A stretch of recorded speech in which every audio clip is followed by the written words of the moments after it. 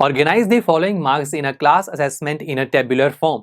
तो दोस्तों यहाँ पर हमें सबसे पहले एक डेटा गिवन है। ये डेटा किसके रिगार्डिंग है वो पहले आपको समझना है। इस डेटा में देखिए एक क्लास असेसमेंट के मार्क्स को दिखाया गया है। हमें इस मार्क्स को एक टेबुलर फॉर्म यानी कि टेबल की फॉर्म में पहले रिप्रेजेंट करना है, फिर उसके बाद उससे रिलेटेड कुछ क्वेश्चंस के हमें आंसर देने हैं। तो पहले तो मैं इन क्वेश्चंस को हटाता हूँ, पहले हम फोकस करते हैं डेटा की तरफ। मुझे टेबल बनाना है। अब टेबल में सबसे पहले हम क्या करते हैं, ये सबसे पहले हम देखते हैं कि ऑब्जर्वेशन यहाँ पर क्या है। ऑब्जर्वेशन है कि मार्क्स को यहां पर ऑब्जर्व किया गया, राइट। तो टेबल में सबसे पहले हम ऊपर लिखेंगे मार्क्स। अब मार्क्स में क्या क्या चीजें हैं, 1 2 3 4 5 और कहां तक है 9 मार्क्स तक की सारी डिजिट्स हैं यहां पर। तो हम लिख देंगे 1 to 9 नंबर्स। ओके, फिर अब हम ये देखेंगे कि 1 मार्क्स कितने स्टूडेंट्स के आए, ये 1 मार्क्स कितनी बार रिपीट हो रहा है वो हमें देखना होगा।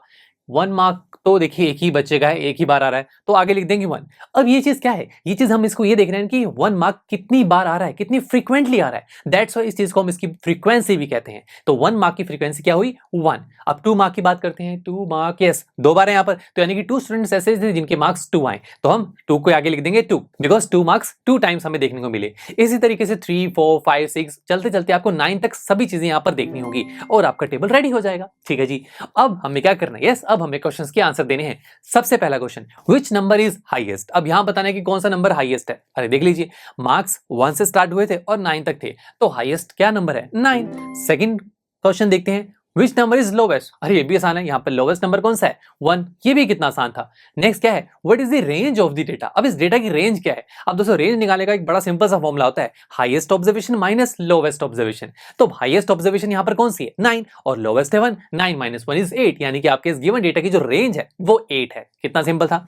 अब चलिए फोर्थ पार्ट को स्टडी करते हैं। यहां हमें क्या फाइंड करना है, yes, find the arithmetic mean. ये तो बहुत आसान है। देखिए अरिथमेटिक मीन का हमने एक फॉर्मूला स्टडी किया था जो कि था sum of all observations divide by number of observations. अब ऑब्जर्वेशन यहां पर क्या है मार्क्स, तो हमें सबसे पहले ऑब्जर्वेशंस का सम करना है, यानी कि मार्क्स का सम करना है।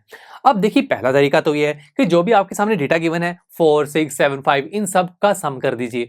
बट ये तो बहुत बड़ा डेटा लग रहा है ना, इनका सम करेंगे तो देखिए हमारी स्क्रीन भी भर जाएगी।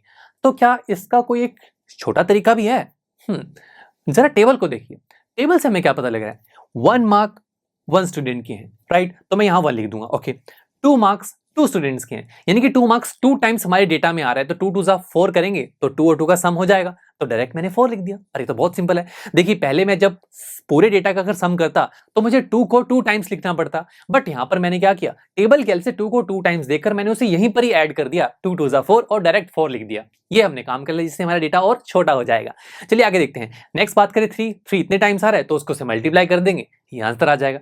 ऐसे करते करते दोस्तों हम सभी मार्क्स को देखेंगे और उसको उसकी फ्रीक्वेंसी से मल्टीप्लाई करके यहाँ लिखते रहेंगे। अब ऐसा करते देखिए हमारे पास जो सम ऑफ ऑल ऑब्जर्वेशन है थोड़ा छोटा हो गया। कितना सही हो गया, डिवाइड बाय क्या है number of observation. Number of observation यानी कि यहाँ पर जितने भी नंबर्स हैं वो कितने थे, काउंट कीजिए। यस, काउंट करेंगे तो टोटल आपको 20 ऐसे नंबर्स दिखेंगे। यस, तो नीचे आएगा 20 और जब आप इसे सॉल्व करेंगे आंसर आएगा 100 divide by 20 which is equal to 5, यानी कि आपके इस पूरे डेटा का जो अरिथमेटिक मीन है जो कि है 5, यही हमें निकालना था। चलिए मिलते हैं आपसे नेक्स्ट लेक्चर में, जहां पर हम हमारी इसी एक्सरसाइज का क्वेश्चन नंबर 3 सॉल्व करेंगे।